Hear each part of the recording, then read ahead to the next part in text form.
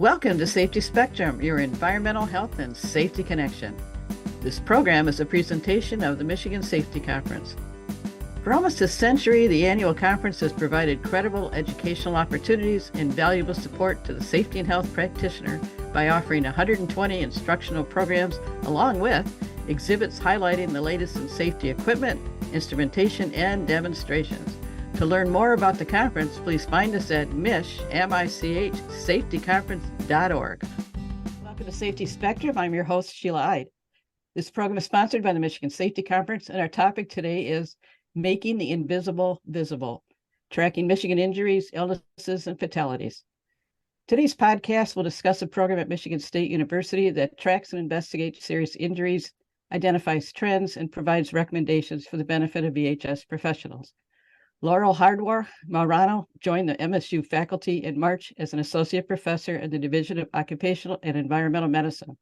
She has 18 years experience in applied public health, working for state health departments, and most recently with the Center for Disease Control and Prevention. Her area of focus is occupational and environmental epidemiology. As an epidemiologist, she specializes in tracking serious injuries and illnesses to identify measures to prevent future occurrences. Jeff Fusee is the industrial hygienist and investigator for the MyFace program. He holds a BS in environmental health and safety management from Ferris State University. His experience includes 14 years as an industrial hygiene consultant and 2 years as a safety consultant. Jeff is an ABIH certified industrial hygienist and also BCSP certified safety professional. He is also a current member of the Michigan Safety Conference in the Industrial Hygiene Division. So welcome to Safety Spectrum. Thank you. Thank you. So I'd like to start out with, can you talk a little bit further? So my area is occupational and environmental health. I did a lot of work previously at state health departments. And I don't know, Sheila, are we doing fun facts? At some point you can. You got a fun fact for us? Go for it. So I grew up in Alaska. And my first introduction to public health was working part-time as an undergraduate at the for the National Institute for Occupational Safety and Health, or NIOSH's Alaska Field Provide. I'm probably environmental medicine do, Laurel. So we at OEM, use that as an abbreviation, we conduct occupational injury illness surveillance for the state of Michigan. So what this means is that we track and count work-related injuries, illnesses, and fatalities. MSU is a bona fide agent for both the state health department and MIOSHA to do this work. And we've been doing this work for over, we're looking at the very severe injuries that are occurring to individuals. And then we also track injuries in one particular industry, which is the agricultural industry. And then finally, as part of our MyFace program, we track all work-related injuries in or work-related fatalities in Michigan. And Jeff's going to talk more about that. I didn't ask you this before, and I don't know if we cover it. That are occurring in state, pesticide poisonings.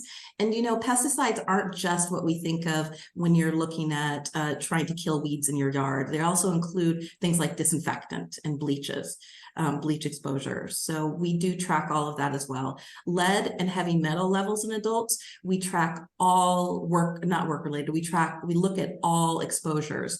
So we work with the health department, and if somebody has a blood lead level over 3.5 micrograms per deciliter, we try to identify what the source of that exposure will be.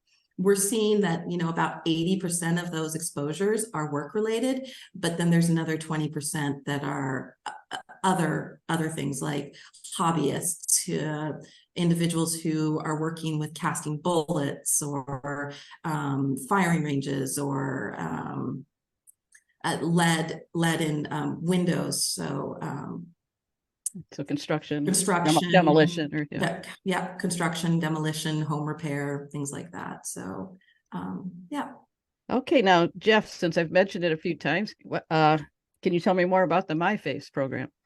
Yeah, so MyFace is an acronym that stands for Michigan Fatality and Control Evaluation. We are a research program that's been funded since 2001 to gather information on all work-related fatalities in Michigan industry sectors.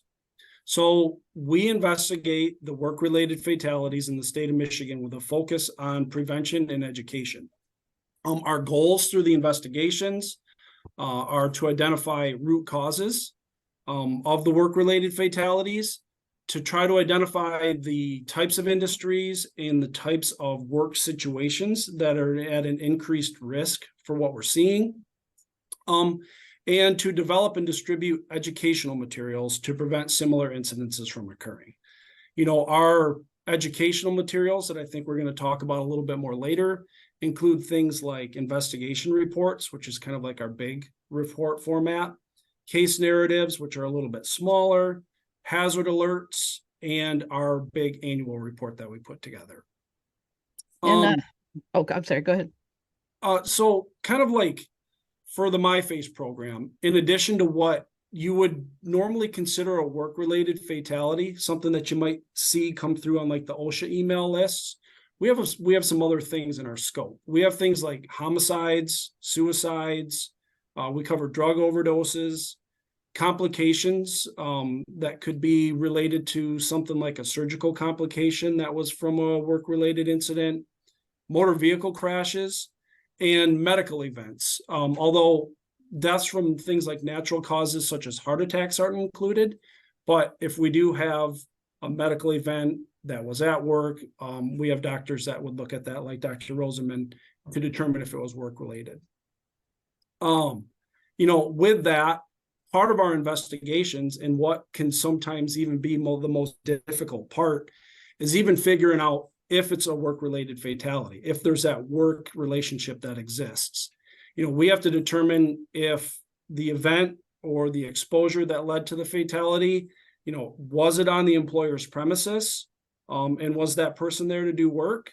Or if it happened elsewhere, was that person there to do work, or was it something related to their status as an employee? That can be tough. Kind of in general, if what they were doing at the time of the incident was to produce a product or a result, or if it was done in exchange for money, goods, services, and it was a legal activity, it's probably going to get included. Our data collection process, like Laurel mentioned, for MyFace, we're trying to get the best picture possible. We want to gather data from all of the different points of view. So we're collecting things like the autopsy report, toxicology reports, police, fire, emergency medical services, workers' comp, news articles, and death certificates. And then even in the case of like motor vehicle crashes, we have agreements to get the traffic crash reports. So how do you really think you're getting all of the information that is really out there that's actually occurring? We're doing our best to do that. All of these different things, we're getting kind of a report or a narrative from all of these different points of view. And you're right, sometimes people's stories can be different, and you can see that from these different sources, but we're still trying to gather that up to start our investigation. Based on all that information that we collect, we determine what type of investigation we want to do. Our investigations, we're not a regulatory agency. It's all voluntary participation if somebody wants to participate. We have a letter that we send out to either the company or the family involved, if it's, maybe a family farm, a pamphlet that explains our program and our goals, our educational side of this. And then we follow up with a phone call. Our reports, our case summaries, our hazard alerts, our annual reports, there's no personal identifiers in any of that information. We're sensitive to that side of all of the stuff that we collect. They go through several levels of review. If the employer or family participates, it's sent to them for review or comment, and then they're posted on our webpage and distributed. Again, we're not enforcement.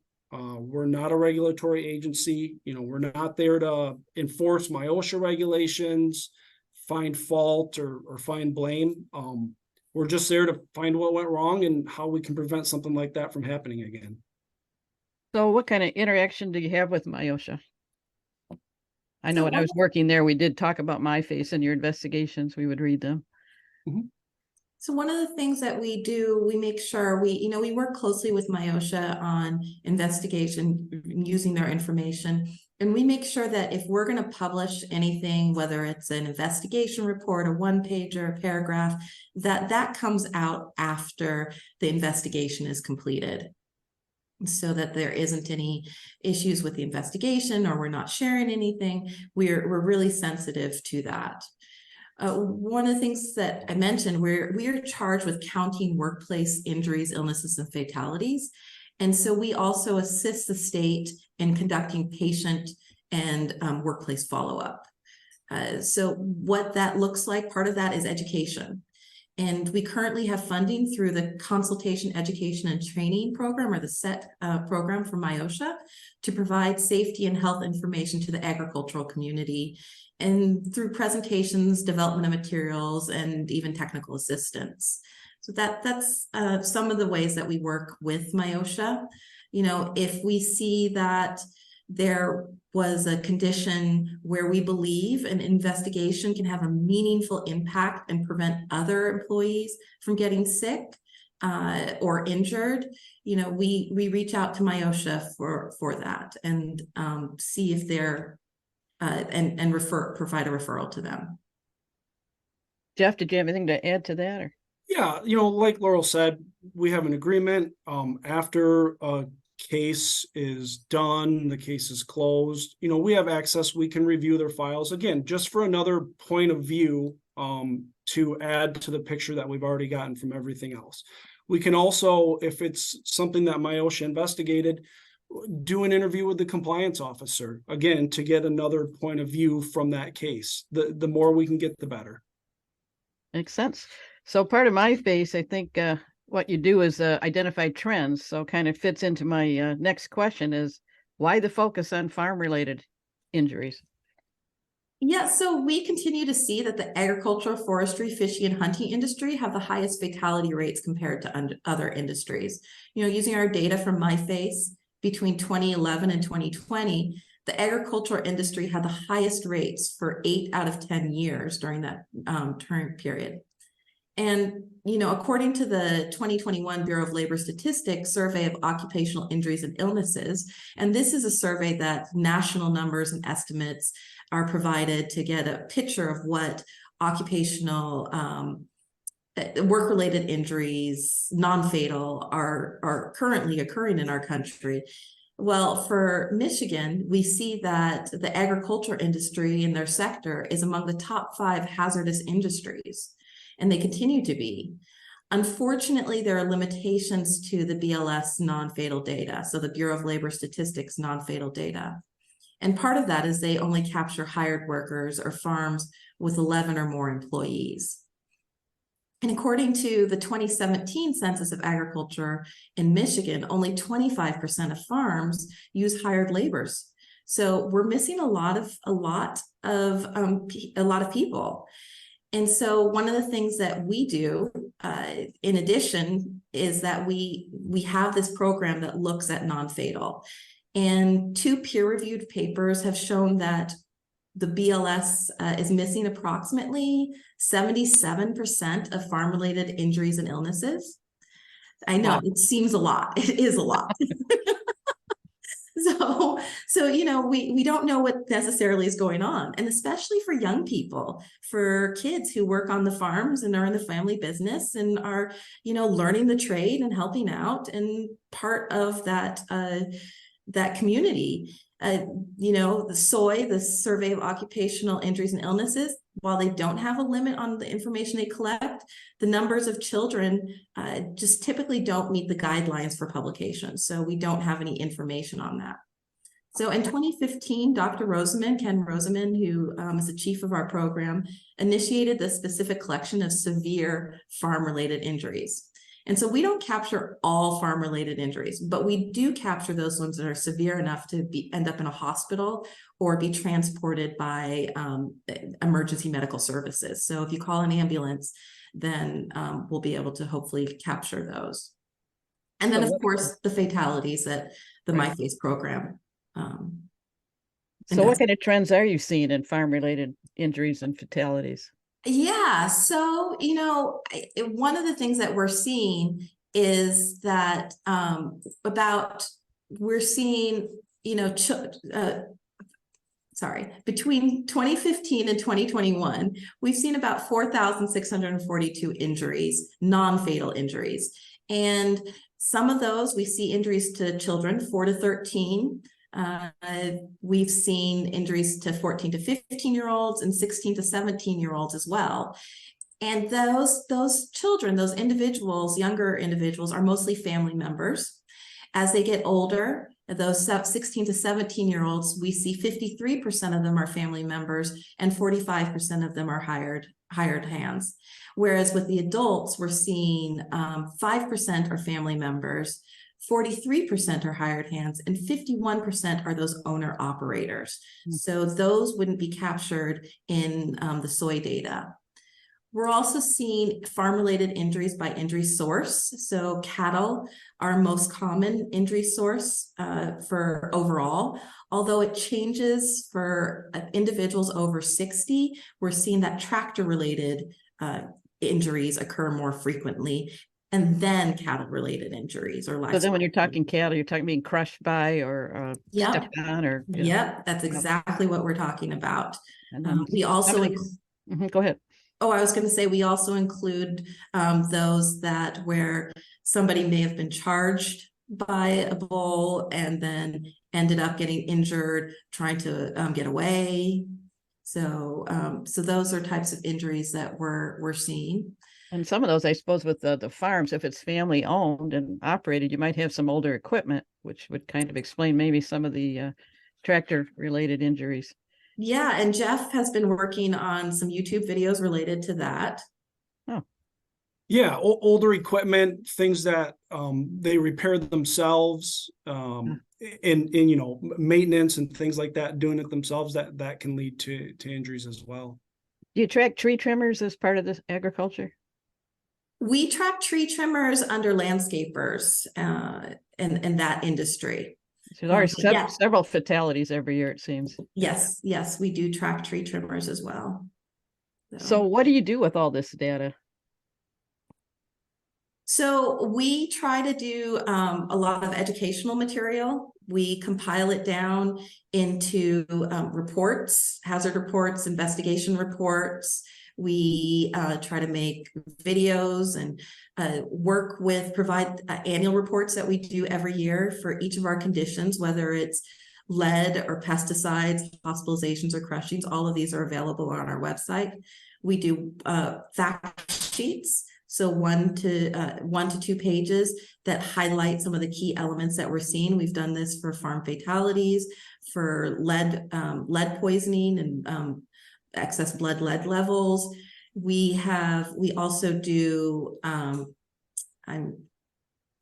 blanking on what I was going to say next. Yeah. But our website has plenty of information on the other products that we put together for each of those things. We do brochures and pamphlets, and we also compile this information and try to do tailored trainings for individuals or companies that need that and go out and be able to present that either at a trade show like the Michigan Safety Conference. Jeff has presented there before, or do this for individual companies, be able to go out and share the information that we have and talk about what trends we're seeing. Do you have anything to add to that, Jeff? No, just that we're always available for presentations. We can customize, our data to fit whatever industry it is, whatever situations, work tasks, National Safety Month theme, anything like that. We can customize it and make it work. Okay, so let's switch gears a little bit here. Can you describe what's included in a hazard report or investigation summary, Jeff? Yeah, so those are kind of our not strictly limited to, but maybe more common for our MyFace program. And our hazard alert, if you were to look on our webpage, is more geared towards something like we're seeing a trend. It could be something like a certain industry that we're seeing something occur in, a certain type of machine or piece of equipment, or maybe even just some practice that's occurring in a certain industry. A recent example of one that we did was pertaining to the use of skid steer loaders. they're used in a bunch of different industries, including agriculture, construction, landscaping, maybe even, industry or, things for like maintenance, for parking lot cleanup, stuff like that. But with our data and the way we collect everything, we're able to see that there's these similar incidences that are occurring across all these different industries while using this same piece of equipment. So our hazard alerts will typically have kind of at the beginning a description of the type of incidences that we're seeing with maybe some statistics to back that up, examples or case studies, strategies to prevent those incidences from occurring, and then resources for further information, such as, if there's an applicable MIOSHA regulation or industry best practice or something like that. And that's kind of in contrast to our investigation or narrative reports that are focused on one specific incident. With those, we're trying to provide more educational, more information on these incidents that occurred. You might see it in the news, you might see the little email blast that comes out from MIOSHA, but you're curious, what more can I learn from that incident? So there's things like the detailed summary. Maybe if we have information on, kind of what training the victim had or what safety programs their company had, how long they had worked in that industry, like what their experience was, the cause of death, if there was any MIOSHA regulations that were violated as part of this. And then again, going back to the educational side, the recommendations to prevent further occurrence. That's kind of the biggest piece of it. Again, like I mentioned earlier, we're not regulatory. And kind of with that, we can go above and beyond, right? Our recommendations can be things like industry best practices or recommended standards or codes, NFPA, ANSI standards, things like that. We can reference all of those things. There's no obligation to follow any of the MyFace recommendations, but we encourage people to do so. I think what you're explaining is you're kind of in a unique position if you get enough information to be able to identify a trend. Like Correct. If it happens to your company, that incident happened. But if you're at a place where I get a bunch of reports and I can say, oh, this happened here and it also happened there. So you're able to disseminate that kind of information, which is exactly what we need. Correct. Yep. Yeah. No, and there's kind of the piece like Laurel mentioned earlier where we can see the non-fatal injuries and we can see the fatal injuries and we can kind of see those trends going from there. Doesn't always line up. Like Laurel mentioned earlier, we kind of see the cattle in farming as the non-fatal side, but then we see the machines and the tractors on the fatal side. So they don't always line up exactly, but it's interesting to see all that data when it all. Well, it's that classic formula: 300 near misses for every lost time accident. So yep. You're in a position to be able to explain that to folks. Yep. So how can industry interact with MyFace or the Division of Occupational and Environmental Medicine? So, we are a very knowledgeable group. We've been doing this a long time, and we have a lot of information and data to be able to identify, like you said, those trends. We can see this across the entire industry or across occupations and be able to provide that. Michigan State University is a land-grant college, and so our purpose is education. We're available and we're free of charge to be able to answer questions and to assist on occupational health and safety issues. And we can also come out to assist at the workplace. And our website has so much good information on it. There, in our annual reports, we break things down by our specific types of industries and occupations, where the injuries are occurring, what type of injuries are occurring most frequently. Like for farmers, those age 60 and older, we're seeing a lot of fractures, whereas for the younger individuals, we're seeing contusions and bruises. We are able to, we provide narratives of what happened. So it's, we have that storytelling aspect of this person was injured doing this. This individual was standing in this place or on this ladder, or they were trying to reach here, and we are able to provide those narratives about what's going on. For instance, I guess I should give you a specific one, like a male in his 30s was hospitalized for 29 days with crushing injuries to his pelvis after a high-low tipped over and landed on him. So, we're able to share these stories, and hopefully they can be used to prevent these injuries from occurring. And don't you interface on a national level? We do. We do. We have, so the National Institute for Occupational Safety and Health funds over, I think we're at 39 states to do occupational health surveillance across the country at different levels. There are about, I want to say, I can't remember how many MyFace states there are, but we also work closely with those other MyFace states. And so they put out hazard investigation summaries and reports as well. So if you can't find what you're looking on our website, then you can take a look at the NIOSH has a national clearinghouse where states post all of their education material, their investigation summaries. You can go through, and the safety professional can go through and take a look and see if they can find some information in other states that have exactly what they're looking for the topic that they're interested in. Because so many companies have businesses in different states besides Michigan. So that's nice to know you have that interface, that they can see our info, we can see theirs. So why do you believe this topic is important? So I was going to say that, for me, for farm injuries, we keep seeing these high fatalities and injuries year in and year out. And the importance of our program is that we're able to capture and identify them. So if our trends look different from what we're seeing nationally, then we're able to provide it specifically for Michigan, and we do that in all other areas, which I think is very important, to be able to highlight that and then to be able to do something about it. Now, I know you said earlier that we've been tracking these injuries for about 35 years. What's one of the unique aspects about Michigan that we haven't talked about?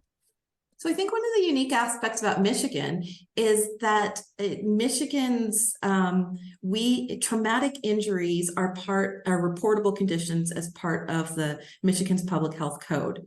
So in the United States, there are a number of conditions that are required to be reportable so that public health can help to intervene and prevent injuries or illnesses from spreading. These are usually conditions like measles, Legionnaire's disease, rabies, making sure that if an individual has rabies, that we identify where the source is, and then make sure that they can get access to treatment.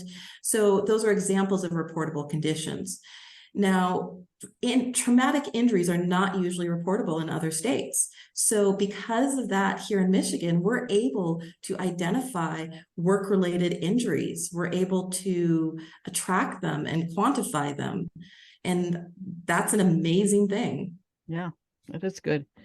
I think, as you say, we have to work with the community as well. It sounds like when you have, like you say, a rabies, what was the source, that type of thing. So you also interact with the community, things that impact them. So any final thoughts? So, one of the things that I wanted to mention that we didn't get a chance to mention is that, you said we work with other states. And one example of that is with methylene chloride, among bathtub refinishers. So methylene chloride is a highly volatile, colorless, toxic chemical that's widely used as degreasers, process catalysts, and paint remover. And in 2010, our program identified 2 individuals who died close to time to each other, and then identified individuals in prior years. And we worked with our federal partners and other FACE states to identify additional individuals and to, make this information available out there, put it out there. And, part of that process is, making visible that this is occurring. And in 2017 and 2018, national retailers phased out selling paint strippers with methylene chloride. In 2019, the EPA issued a final rule to prohibit the manufacturing and processing and distributing of methylene chloride in consumer paint and coat removal. And just this year, there has been a proposed prohibitions in workplace protections under the Toxic Substance Control Act. So I think that's one of the things that our program does, is that we help show that these are problems and show that these are things that highlight individuals who have died and the causes, so that we can enact policy and changes. That's definitely a success story. Jeff, do you have anything to add to that? Yeah, just that, the whole process is amazing. All of the stuff that we gather, all of the information that we have, and how useful it can be. If there's anything that anybody needs, we can customize, we can provide data. They just need to reach out to us. Sounds like a plan. In our quest to impact occupational illnesses and injuries, Michigan State University's Division of Occupational and Environmental Medicine provides another research tool for EHS professionals for collaboration and assistance in preventing serious incidents. Thank you to Laurel and Jeff from the Division of Occupational and Environmental Medicine, College of Human Medicine at Michigan State University. Their website address is, and I want to be very clear, www.oem.msu.edu, which is updated frequently, and I found it to be very user-friendly.